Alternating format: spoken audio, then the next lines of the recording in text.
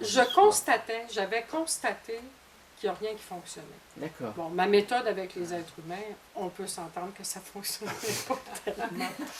La méthode de mes relations amoureuses, c'était une catastrophe. La mère que j'étais avec mes filles voulaient m'arracher la tête. Ça devait être une catastrophe aussi. Au niveau de mon travail, c'était la même chose. Au niveau de tout, c'était la même chose. De mes perceptions, de mon monde inventé extrasensoriel. Donc il y a juste une lucidité qui s'est installée. Il y a eu cette impression-là, j'y arriverai pas. J'arriverai pas nulle part, je me trompe tout le temps.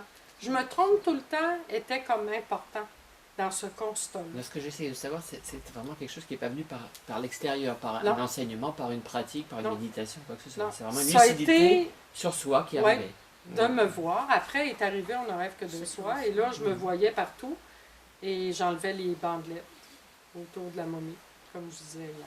Je les enlevais une à une parce que quand je voyais que c'était de l'illusion, et ce qui était en dedans, c'était rien. C'était le vide, c'était absolument rien. Et c'est la personnalité qui s'est volatilisée. Elle ne cherchait pas l'éveil. Oui, non, c'est clair. Non, parce que je n'avais pas de notion non plus de ce que c'était. Ouais. C'était plutôt un constat d'impuissance totale. Un très grand constat d'impuissance avec une forme d'humilité aussi qui était là, qui était évidente. Ben, regarde, tu t'es trompé, là. Tu t'es trompé sur ce que tu pensais être. Ça, c'est une phrase qui revenait. Hey, je suis plus capable. Et j'entendais en même temps le mental, là. Tu sais, comme une espèce de voleur à l'intérieur de moi, là. Et je le regardais comme un voleur. Qu'est-ce qu'il est en train de faire encore? La machine qui part, comme Richard, l'agent immobilier, dans mon bureau, a été une des premières personnes où je me suis dit, tabarnouche, donc bien lourd, ça. C'est quoi ça, cette affaire-là? Tu sais, j'allais jusqu'à dire, cette machine-là allait jusqu'à dire, ben, il ne pourrait pas prendre des cours de relations humaines, je sais pas, moi. Il m'agressait. Ça venait vraiment pas de Ce lui. n'était qu'une partie de moi qui était là, qui parlait fort, qui voulait prendre toute la place. Lui, il était peigné à la Dick River. T'aurais dû voir l'allure de ça quand ça sortait. Ça prenait toute la place. Alors, son parfum qui sentait... Alors, ça, ici, ça se passait beaucoup plus subtil, mais c'était la même chose. Il parlait à tout le monde et en immobilier, il disait « Non, non, non, tu ne devrais pas vendre cette maison-là. » Je faisais la même chose avec moi-même. Je convainquais ma fille que moi, je savais comment faire. Je convainquais les gens que moi, je savais c'était quoi la beauté dans les arts. J'avais un baccalauréat en histoire de l'art et je le savais, écoute. C'était clair. J'avais beaucoup lu, donc j'étais capable d'échanger. Je faisais la même chose que Richard, mais d'une autre façon. Je le voyais avec un miroir grossissant. Je le reconnaissais pas du tout. Il m'énervait bien trop. Je n'étais pas capable de voir ça là, à l'intérieur de moi, cette partie-là en action. Et après, ben, il s'est mis à parler de Dieu et à m'expliquer les mystères de la vie. Et c'était d'un pur ravissement, vraiment.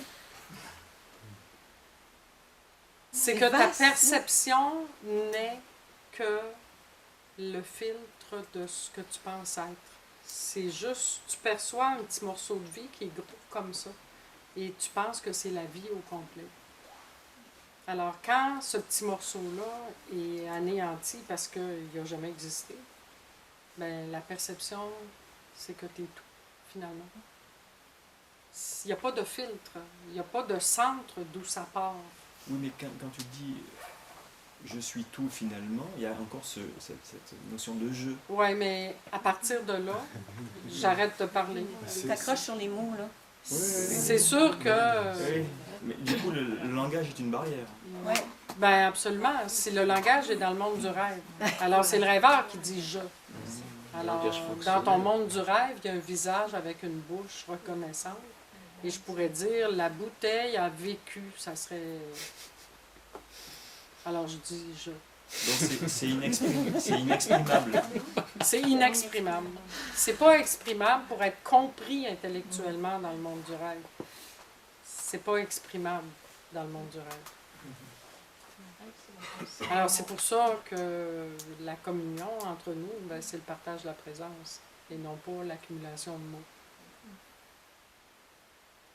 En même temps, c'est très drôle de parler.